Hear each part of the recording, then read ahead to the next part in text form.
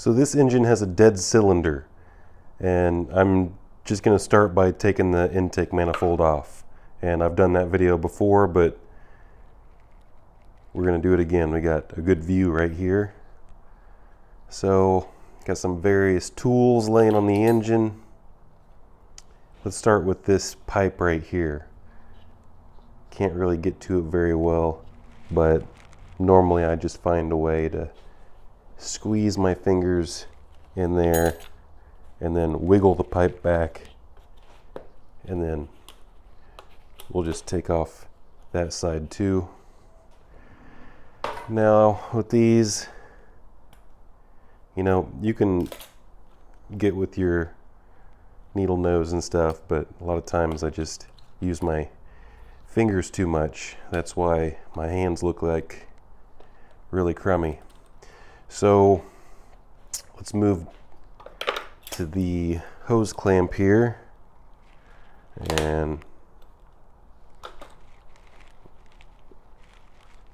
move that clamp all the way back. Then we got these panel clip pliers.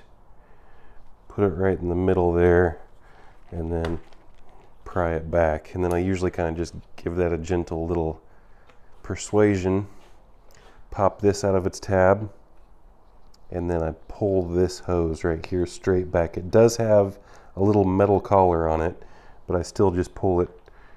Ooh, that one was giving me some problems there. And then we can just leave that one. Can you get a view on that? Just leave that one there. It's just these two right here. But we do have to get this nut right here on the high pressure fuel pump loose.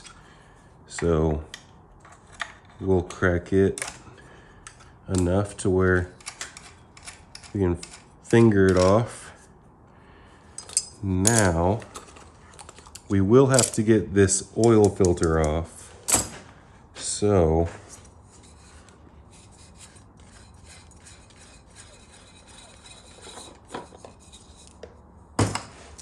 anytime you take an oil filter off, it's a nice idea to cover that right there. We got some various tidbits down here. We have this support beam, and this is going to be a 10 triple square. You might need a long extension if you're doing this in the vehicle. And then up top here, we have a 13 millimeter nut. So before you take this bolt all the way out, go ahead and crack this one loose, and then you can go back here and we can take this nut loose. Then I like to slide this back together, thread this on, and then put that for safekeeping. Then we got a right angle pick, and we're gonna get this little safety tab here. And we're just gonna pull the safety tab back, and it's sticking on me. And now I'm just going to push it back and pull that connector right off. There we are. But the only thing that's really obstructing us here is this knock sensor wire. So it's very easy to break this little plastic tab, but if you do a careful little dance inside here, then you just don't get frustrated with it, and you can pull it off without damaging that. If you do damage it, then you can just slide this connector back in the other way and it still fits. Now, we have two 10 millimeter nuts on either side here. The rest of them are T30. So let's get all of our, we do not take these loose, we just take these main ones loose. So we're gonna take all these T30s out. And you might want a magnet handy for this next step when we get these 10s, especially if you're doing it in the car.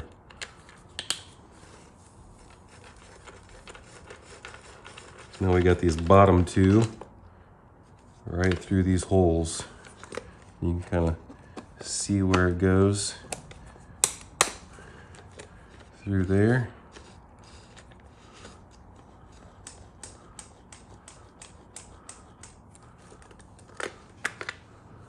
And this one here.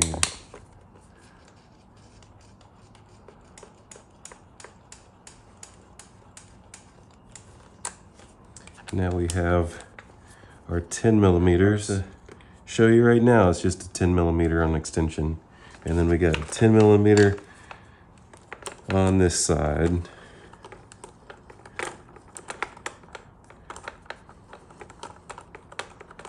And now we're free and clear to remove the intake manifold. But it is stuck in there pretty good because the injectors are stuck into the cylinder head. So what I like to do is I like to break it free. First off, if there's crud right here, it's a good idea to take your air gun and blow stuff free first because some of the crud can fall. In this case, it's complete teardown, so I don't care. So push it down, push it up, back and forth, see how loose it is? Now I'm gonna go side to side. That side, this side, and look at that. So sometimes one or more injectors stay in and you have to get a pick in there and get these electrical connectors off, and it can be pretty tricky. You can just take this whole housing off along with the water pump off if that happens, and then you can get to the connectors a whole lot easier. But if you're doing it in the car, then you can just have to struggle with picks. So that's the intake manifold. Now, if you're doing fuel injectors, of course, it's a good idea to get new clips because you could break these if you try to transfer them. And there was a little difference in clip styles where some of the early ones had little plastic rings and the later ones look like this. If you replace the injectors, you go back to this style, as far as I know, and you discard the little plastic rings. That's what I've done so far. And of course, if you do the injectors, it's a good idea to replace this intake gasket. And if you have an aftermarket intake gasket, I would rather keep the used OEM gasket on it. I would only trust a new OEM or equivalent style gasket, not any kind of knockoff or cheapo gasket. So if you reuse these fuel injectors, first off, if one of them stays in the cylinder head and then you try to refit them, chances are these rubber O-rings in here are deteriorated and you're going to need to at least replace the O-rings back there. And then we also have these sealing rings in the front, and yes, it's probably okay maybe one time to dip these back into the cylinder head. It'll probably be okay, but these sealing rings technically need replaced, and I have seen before to where it might be okay at first, but it can blow out and cylinder pressure can come out the injector hole right here. So if you're replacing your fuel injectors, you will be disconnecting all of these connectors. There's a little safety tab, you pull them back. Every single injector will have a clip that you disconnect, and then typically you can just kind of wiggle these back and forth and pull them out fairly easily. They're just held in with an O-ring at this point, a rubber O-ring. So trying not to drop the whole manifold, but also pull the stubborn injector out.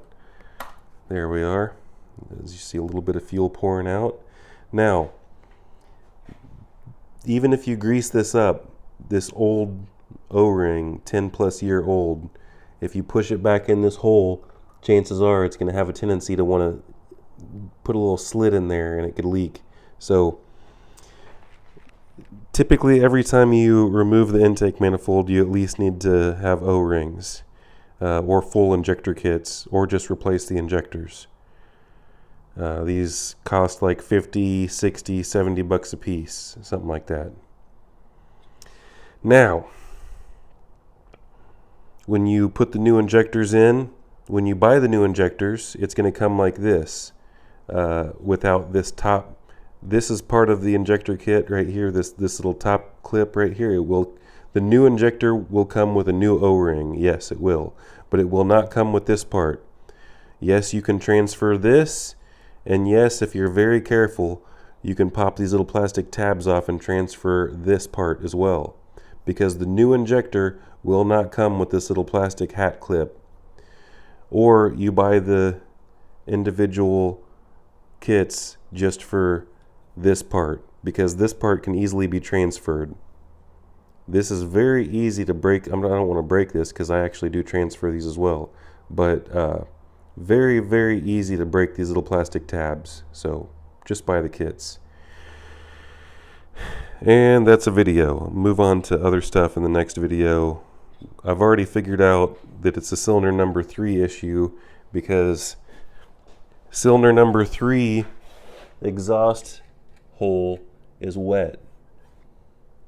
But we don't know if it's the piston or the valves or the spring or what yet. So stay tuned. Like and subscribe. Very soft aluminum. When you bolt this intake manifold back to the cylinder head, you have to be extremely careful not to strip these holes out. I might do an install video in the future.